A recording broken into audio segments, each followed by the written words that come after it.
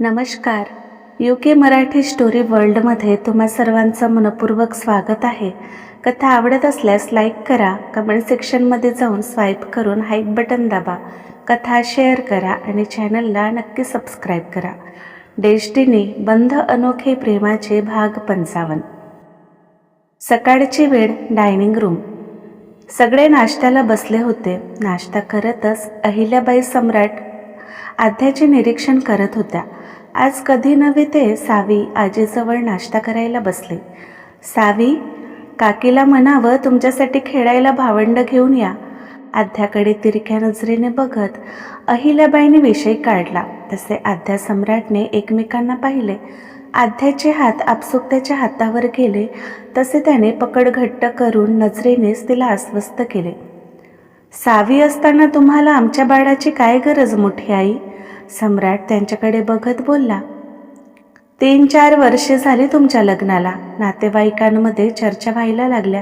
आम्ही फक्त सुचवले, तुम्हाला जेव्हा वाटेल तेव्हा विचार करा. अहिल्याबाई समजावत बोलल्या. ठीक आहे, आम्ही बघतो. बोलून सम्राट नाश्ता संपवून बाहेर निघून गेला. तर आध्याही लगेच बाहेर पडली. सम्राट, आध्याने हाक मारली. आता तू परत सुरू होऊ नकोस. आम्हाला कंटाळा आला एकच एक ऐकून आणि तुला समजावून. वैतागून सम्राट बोलला. म्हणूनच सुचवायला आले. आता तर घरचेही बोलायला लागले. आपण डॉक्टरांची भेट घ्यायची का? आध्या बोलली. तसे सम्राटने होकार भरला. त्याने लगेच हॉस्पिटलमध्ये कॉल करून गायनिकची अपॉइंटमेंट घेतली. आता खुश? सम्राटने हसतच विचारले. ती हसून तर बोलली, पण मनात भीती दाटून आली. नेमके डॉक्टर काय सांगतील? तिचे रिपोर्ट कसे येतील? डोंट वरी, सगळं ठीक होईल. तिचे बेचैनी ओळखून सम्राटने तिला आश्वस्त केले. आदल्या दिवशी सम्राट आध्या डॉक्टरांकडे गेले. त्यांचे प्रॉब्लेम समजून घेत डॉक्टरांनी दोघांचे काही टेस्ट लिहून दिले होते. त्यांचे रिपोर्ट आज येणार म्हणून सम्राट आध्या हॉस्पिटलमध्ये आले. डॉक्टर रिपोर्ट बघत होते तर आध्या अस्वस्थपणे हाताची चुळबुळ करून बसून होती. हातपाय अगदीच गार पडले होते. तर भर एसीतही कपाळावर वारंवार घाम जमा होऊ लागले, जे ती हँकीने वारंवार पुसत होती. सम्राटने तिचे हात हातात घेतले तशी त्याला बघून ती कसनुस हसली. दादासाहेब, तुमचे रिपोर्ट अगदी नॉर्मल आहेत, डॉक्टर बोलल्या. तसे आध्याने हसून त्याला पाहिले, पण चिंता त्याच्या रिपोर्टची नव्हतीच. वहिनीसाहेब, जरा तुम्ही सांगू शकाल म्हणजे तुमच्या अबॉर्शनला किती वर्ष झाली? डॉक्टरने विचारले. 6-7 वर्षे. तुम्हाला तर माझे जुने रिपोर्ट दिले आहे डॉक्टर, आध्या बोलली. पाहिले मी, तेव्हा प्रॉब्लेम होते, डॉक्टर बोलले. मग आता सगळं ठीक आहे डॉक्टर? मी आई होऊ शकते? आध्या काहीशी कातर स्वरात पण खुशीतच बोलली. खरं सांगायचे तर तुमचे रिपोर्ट पाहिजे तेवढेही नॉर्मल नाही. मागे जो इश्यू होता ते तर कमी झाले, पण गर्भाशय तेवढा स्ट्रॉंग नाही. प्रेग्नेन्सीमध्ये नाही, पण डिलेव्हरीच्या वेळी प्रॉब्लेम येऊ शकतात आणि टोटल बेड रेस्टही घ्यावे लागेल, डॉक्टर बोलले. तशी तिच्या डोळ्यात चमक आली. डोळ्यातून आनंदाश्रू वाहू लागले. तिच्या हाताची पकड सम्राटच्या हातावर घट्ट झाली. म्हणजे मी आई? सम्राट, तुम्ही ऐकले, आपण आई बाबा होणार, आपल्याला बाळ होणार सम्राट. आध्या तर वेड्यासारखी कधी रडत होती तर कधी हसत होती. सम्राट हसूनच तिला बघत होता. तुम्ही आई होऊ शकता वहिनीसाहेब, फक्त योग्य ती ट्रीटमेंट घ्यावी लागेल, डॉक्टर बोलल्या. तरी किती महिने ट्रीटमेंट घ्यावी लागेल? आध्याने अधीरतेने विचारले. ते सांगू शकत नाही. तुमची बॉडी ट्रीटमेंटला कसे रिस्पॉन्स करते त्यावर आहे. झाले तर 1 महिन्यातही होऊ शकतात किंवा मग काही काळही जाऊ शकतो, डॉक्टर बोलल्या. आणि सम्राटने आध्याकडे पाहिले. तिचा उतरलेला चेहरा बघून वाईट वाटले, पण तो तिला जाणून होता हे सगळ्या तर जर-तरच्या गोष्टी होत्या. परत तिच्या आशा पल्लवित झाल्या आणि रिपोर्ट निगेटिव्ह आले तर ती तुटून जाईल याची भीतीच वाटली. तो ताडकन उभा झाला. आम्हाला बाळ नकोय डॉक्टर, थँक्यू, बोलून सम्राट आध्याला घेऊन केबिनच्या बाहेर जाऊ लागला. तर आध्या त्याला अडवत होती. 1 मिनिट दादासाहेब, डॉक्टरने आवाज दिले तसे आध्याने त्याचे हात ओढले. पहिले ऐकून तर घ्या. तुम्ही दोघे आई बाबा बनू शकता, त्यासाठी वहिनी साहेबांनीच बाळाला जन्म दिले पाहिजे असं नाही, डॉक्टर बोलले. तसे सम्राट कपाळावर आठ्या पाडून तिला बघू लागला. तुम्ही कधी सेरोगेसीविषयी ऐकले असेल, डॉक्टर बोलले. तर यात फक्त एक स्त्री निवडायची जे तुमच्या बाळाला जन्म द्यायला तयार असेल.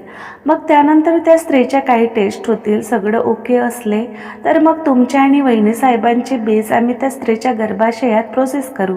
म्हणजे बाळ तुमचे दोघांचे असेल आणि कूस उधारीचे. एकदा विचार करून बघा, तुमच्याकडे पैशाची काही कमी नाही. लिगल प्रोसिजर असतात, यात त्या स्त्रीशी बॉन्ड केला जातो. सगळं सेफ असते. डॉक्टर त्यांना एक एक प्रोसिजर समजावू लागले. आद्या सम्राट नाराजीत एकमेकांना बघू लागले. तिला मूल तर हवे होते, पण असे नाही. पण सम्राटला हे योग्य वाटले. ठीक आहे डॉक्टर, आम्ही विचार करून सांगतो, सम्राट बोलला. सेरोगेसी? नो सम्राट, मला स्वतः बाळाला जन्म घालायचे आहे. बाहेर येताच आद्या लहान मुलांसारखी जिद्द करत बोलली. काय विनाकारण जिद्द करतेस? डॉक्टर बोलले ना, तुझ्या ट्रीटमेंटमध्ये किती वेळ जाईल सांगू शकत नाही. तुला परत दुःखात नाही बघू शकत आम्ही. आम्हाला डॉक्टरांचे पटले, तेही आपलेच बाळ असणार आहे. आता यावर आम्हाला काही डिबेट नको. आमचा निर्णय झाला. बाळ होईल तर सेरोगेसीने, बोलून सम्राट ड्रायव्हिंग सीटवर बसला. आद्याही नाराजीत पॅसेंजर सीटवर बसली. तिला बोलावेसे वाटत होते. ती बोलायला तोड उघडणारच की यावर आम्हाला काही बोलायचं नाही आणि ऐकायचंही नाही. रोज टॉर्चर होण्यापेक्षा मध्यम मार्ग काढणे योग्य, सम्राट ड्रायव्हिंग करत बोलला. आणि आद्याकडे दुसरा पर्याय राहिला नाही. पण मनात विचार खदखदत होतेच. बघता बघता सरोगेसीची बातमी पूर्ण कोल्हापूरमध्ये पसरली. आता तर नवीनच प्रकार सगळ्यांच्या कानावर पडला. यावर जिथे तिथे चर्चा. घरातही सगळ्यांना कळले. पहिले तर सगळे नाराज झाले, पण सम्राटने सगळ्यांना आद्याची मेडिकल कंडिशन आणि डॉक्टरांचे म्हणणे समजावून सांगू लागला. तरीही अहिल्याबाईंना ते पटले नव्हते, पण पर्यायही नव्हता आणि मूल नसण्यापेक्षा हे योग्य समजून त्यांनी होकार दिला. वहिनी साहेब, ग्रामपंचायत ऑफिसमध्ये आद्या बसून होती तेव्हाच कोमलची आई तिला भेटायला आल्या. या ना काकू, आद्या हसतच बोलली. त्या तिला बघतच समोरच्या खुर्चीवर बसल्या. एवढे चांगले देव माणसं आणि वाटायला हे दुःख. तिला वाईटच वाटले. वहिनी साहेब, गावात चर्चा सुरू आहेत, ते खरं आहे का? कोमलच्या आईने जरा घाबरत विचारले. तसे आद्या आठ्या पाडून त्यांना बघू लागली. म्हणजे या वयात सरोगेसी करणार का? डोक्यात पहिले विचार आला. मी तुम्हाला एक सुचवू का? कोमलच्या आईच्या आवाजाने आद्या भानावर आली. माझ्या माहेरी एक डॉक्टर आहे, म्हणजे आयुर्वेदिक औषध देतात. बऱ्याच लोकांना त्यांच्याकडे फायदा झाला. लग्नाच्या 10-12 वर्षानंतरही मुलं झाले नाही, अशांनाही तिथे फायदा झाला, कोमलची आई सांगू लागल्या. तर तुम्ही तिथे एकदा उपचार करून बघा, तुम्हाला बी मुलं होतील, काकू कचरतच बोलल्या. तसे आद्याच्या डोळ्यात चमक आली. काकू, तुम्ही मला तिथे घेऊन चालाल? त्यांचे हात हातात घेत आद्या केविलवाना त्यांना बघू लागली. त्यांनी प्रेमाने तिच्या डोक्यावरून हात फिरवत होकारात मान हलवली. एका रात्री आद्या आयुर्वेदिक औषध घेत होती तेव्हा सम्राट आत आला. त्याच्या नकळत तिने ट्रीटमेंट सुरू केली होती. हे कोणते औषध आहेत? सम्राट संशयी नजरेने तिला बघू लागला. ते थोडा विकनेस जाणवतो, विटॅमिनच्या गोळ्या आहेत, आद्याने वेळ मारून नेली. आद्या, ते कमल काकी, सम्राट बोलतच होता की आद्याचा मोबाईल रिंग झाला. रवीना, कशी आहेस तू? सॉरी, कामाच्या नादात तुझ्याशी बोलणे राहून गेले. आद्या खुश होत तिच्याशी बोलू लागली. मी मस्त. वहिनी साहेब, मी ऐकले ते खरं आहे? रवीनाने विचारले. काय ऐकलेस? आद्या हसतच बोलली. सेरोगेसी, रवीना बोलली. तसे आद्या शांत झाली. वहिनी साहेब, तुमची हरकत नसेल तर मी तुमच्या बाळाला जन्म द्यायला तयार आहे, रवीना बोलली. तसे आद्या शॉक झाली. रवीना, अगं आत्ता कुठे तुझी लाईफ स्टेबल होत आहे, विनाकारण तू यात पडू नको, भानावर येत आद्या बोलली. हे जीवन तर तुमचेच देण आहे वहिनी साहेब, मी तुमच्यासाठी काहीही करायला तयार आहे, रवीना बोलली. वेडी आहेस का तू रवीना? नको त्या दलदलीतून तुला बाहेर काढले ते यासाठी नाही, तू तुझ्या कामावर फोकस कर, सेरोगेसीसाठी दुसरे कोणी भेटून जातील, आद्या बोलली. भेटून जाईल नाही रवीना, भेटली आहे, तू चिंता करू नको, सम्राटने मोबाईल हातात घेत बोलला. तसे रवीना शांत झाली. कोण आहे? कॉल कट करून आद्याने विचारले. आपल्या मेड कमल काकू आहेत ना, त्यांची बहीण लेक रत्ना, सम्राट बोलला आणि आद्या शॉक झाली. रत्ना? हो, आज आली होती ती घरी, तू नव्हती तर मोठ्या आईसोबत बोलणं झालं. आम्हाला काय वाटते, रत्नाला आम्ही सगळे ओळखतो, तिच्यासोबत कॉन्ट्रॅक्ट करायला काही हरकत नाही, सम्राट बोलला. तसे आद्या विचार करू लागली. एवढ्या लवकर कोणी भेटेल तिला वाटले नव्हते. तिचा हिरमोड झाला. अगं कसल्या विचारात आहेस? सम्राट बोलला तशी ती भानावर आली. मला रत्नाशी बोलायचे आहे, आद्या बोलली. ते उद्या बोल, आता उशीर झाला, आराम कर, बोलून त्याने हात बाजूला करून तिला मिठीत येण्याचे खुणावले. तसे ती त्याच्या बाजूला त्याच्या हातावर डोकं ठेवून उडली. काही वेळात तो झोपी गेला, पण आद्या मात्र विचार करत जागी होती. बैठक रूम. एक पाय दुसऱ्या पायावर ठेवून आद्या सोफ्यावर बसली होती. आर्मरेस्टवर असलेल्या हाताची बोटं तिच्या गालावर विसावलेले. ते एकटक समोर बसलेल्या व्यक्तीकडे रोखून बघत होती, तर ती व्यक्ती घाबरून मान खाली घालून हाताची चोडबोड करत होती. तर रत्ना, तू आमच्या बाळाची आई व्हायला तयार आहेस? मी कारण जाणू शकते? आद्याने शांत स्वरात विचारले. पण रत्नाने तोंडातून एक चिकार शब्दही काढले नाही. आमच्या बाळासाठी मला हुशार, ॲक्टिव्ह स्त्री हवी आहे. तू तर एक शब्दही बोलू शकत नाहीस, तू जाऊ शकतेस, आद्या उठत बोलली. तसे रत्नाही उठली. मला माफ करा वहिनी साहेब, रत्ना हात जोडून काहीशी कातर स्वरात बोलली. कशाबद्दल? साक्षीताईच्या जेवणात गडबड केल्याबद्दल, त्यांना लेबर पेनची औषध दिल्याबद्दल, त्यांच्या बाळाला नुकसान पोहोचवण्याचा प्रयत्न केल्याबद्दल, की सगळ्यांचा विश्वासघात केल्याबद्दल? आद्याने चिडून तिला पाहिले आणि रत्ना शॉक होत तिला बघू लागली. तुझ्या चेहऱ्यावरचा रंग का उडाला? तुला काय वाटले मला काही कळणार नाही? मला त्याच दिवशी कळले होते ज्या दिवशी तू वाड्यावर आलीस, पण त्यावेळी परिस्थिती तशी नव्हती की तुला विचारपूस करत बसेन. आणि कमल काकीशी मी बोलले, त्याही तुझ्याचमुळे आजारी पडल्या होत्या, आद्या बोलली. एका न जन्मलेल्या बाळाला तू मारण्याचा प्रयत्न केलेस, तुझ्यावर मी कशी विश्वास ठेवू शकते? तू तर आमच्या बाळालाही हार्म करताना एक क्षणही विचार करणार नाहीस, आद्या भडकून बोलली.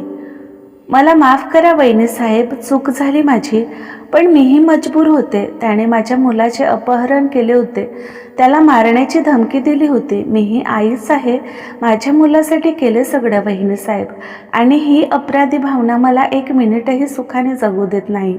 मला एक संधी द्या वहिनी साहेब, तुमच्या बाळाला जन्म देऊन मला प्रायचित्त करण्याची संधी द्या. रत्ना आद्याच्या पायात बसून रडतच तिला विनवू लागली. एवढ्या वेळच्या कठोर आत्याच्या चेहऱ्यावर सॉफ्ट भाव उमटले. शेवटी आईचे काळीज तिच्या मुलाला संकटातून बाहेर काढायला ती कुठल्याही थराला जाऊ शकते याचे उदाहरण तिच्या पुढ्यात होते. आणि आई होण्याचे महत्त्व काय असते हे आद्याशिवाय कोण जाणू शकत होते? नुकताच आत आलेला सम्राट समोरचे दृश्य बघून गोंधळला. आद्या, सम्राटने आवाज दिले. तसे रत्ना उभी झाली. काय सुरू होते इथे? ही तुझ्या पायात का बसली होती?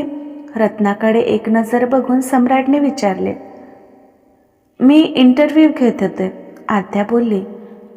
अगं पण का? आम्ही सगळे ओळखतो तिला, विश्वासू आहे ती, सम्राट बोलला. तसे आद्याने भुवई उंचावून तिला पाहिले. तिने अपराधी भावनेने नजर झुकवली.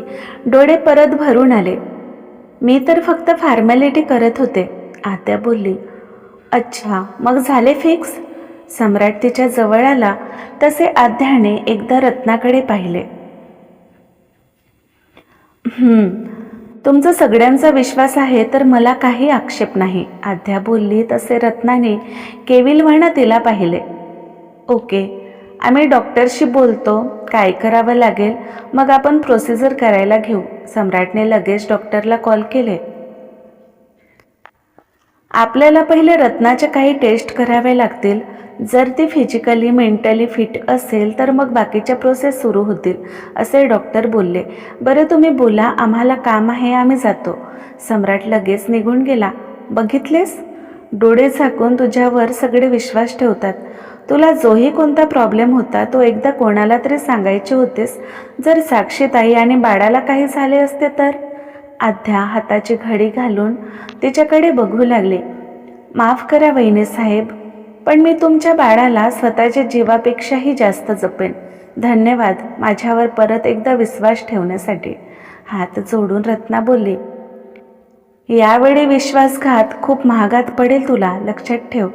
आध्या धमकीवजा सुरात बोलली तसे होकारात मान हलवून रत्ना निघून गेली.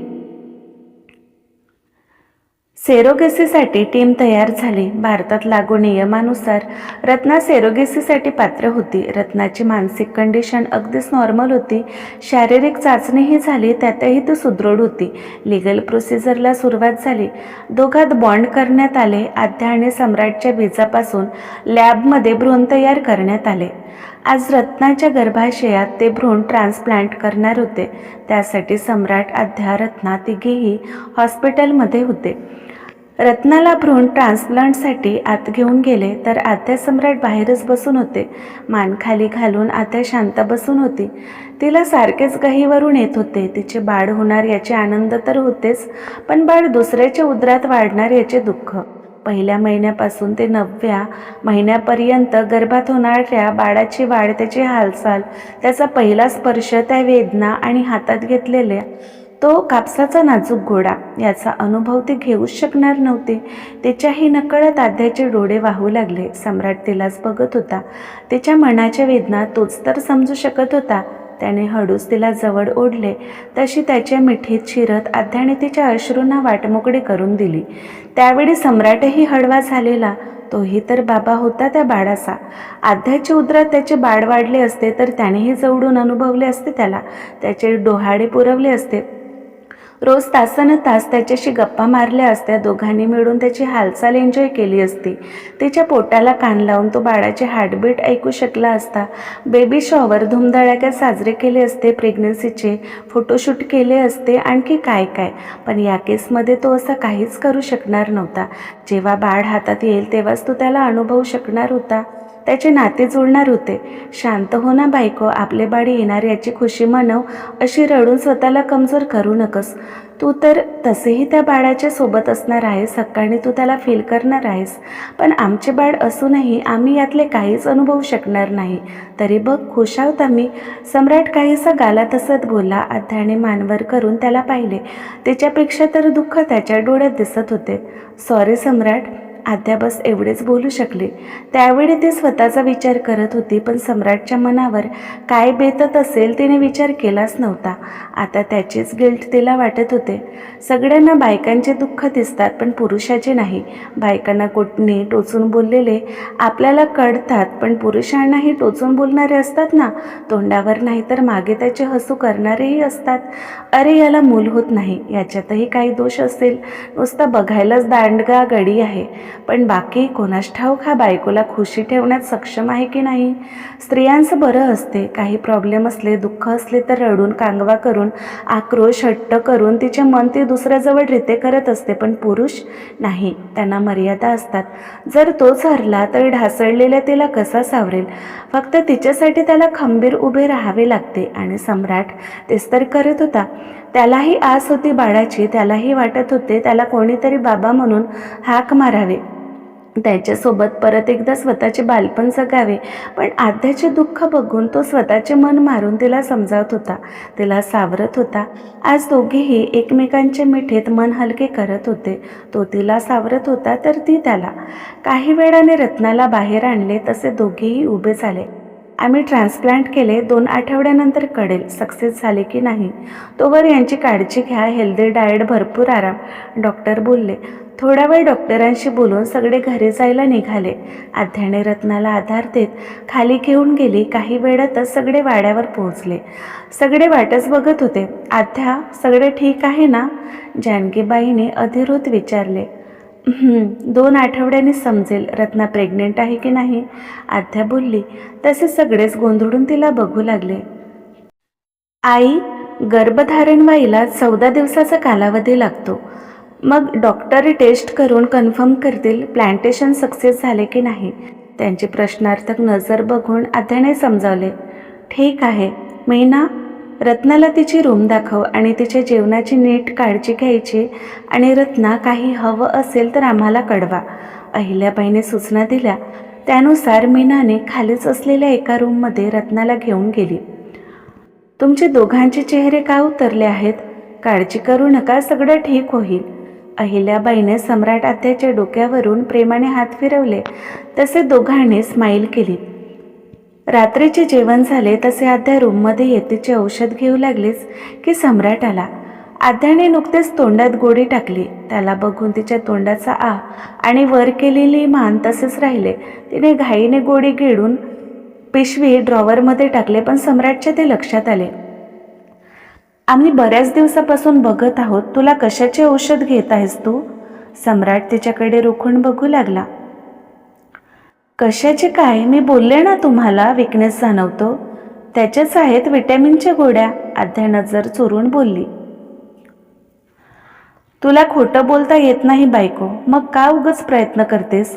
विटॅमिनच्या गोळ्या हार्डली एखादी महिन्याचा कोर्स असतो. तो 3-4 महिन्यापासून ही औषध घेत आहेस. बघू औषध. सम्राटने हात पुढे केले. मी सांगते ना तुम्हाला, विश्वास नाही का माझ्यावर?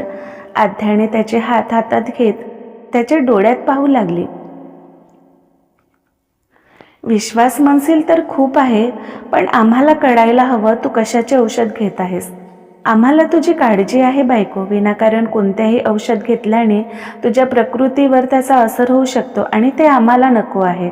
सम्राट तिच्या गालावर हात ठेवून काळजीच्या सुरात बोलला. मग देतेस ना औषध? सम्राट बोलला. तसे आध्याने ड्रॉवरमधून पॉकेट काढून कचरतच त्याच्या हातावर ठेवले. सम्राट गोंधळून सगळं बघत होता. वेगळेच काहीतरी नाव होते. त्याने गुगल सर्च केले, पण काहीच कळले नाही. हे काय आहे? तू अनसर्टिफाईड औषध घेतेस. तुला कळतेय का तू काय करत आहेस? तुला काही झाले तर यानंतर ही औषधं तू घेणार नाही आहेस. रागाने बोलून सम्राट मोठमोठी पावले टाकत डस्टबिनजवळ गेला. सम्राट थांबा प्लीज, ते टाकू नका. आध्याने पडतच जात त्याच्या हातातून ती पिशवी घेत छातीशी कवटाळले. डोळे काहीसे पाणावले होते तिचे. सम्राट शॉक तिला बघू लागला. काय आहेत हे? खरं खरं सांग आध्या. आमचे पेशन्स चेक करू नकोस. या औषधासाठी एवढी कशी वेडी तू? सम्राटने रागात तिच्या हाताला गच्च पकडून स्वतःकडे वळवले. आध्या बस शांत नजर झुकवून उभी होती. डोळ्यातील पाण्याचे थेंब जमिनीवर पडत होते. सम्राटने चिडून तिच्या हनवटीला पकडून तिची मानवर केली. ती केविलवाणा त्याला बघू लागली. क्रमशः. तर आजचा भाग कसा वाटला कमेंटमध्ये नक्की सांगा. लवकरच भेटू पुढील भागात. नमस्कार.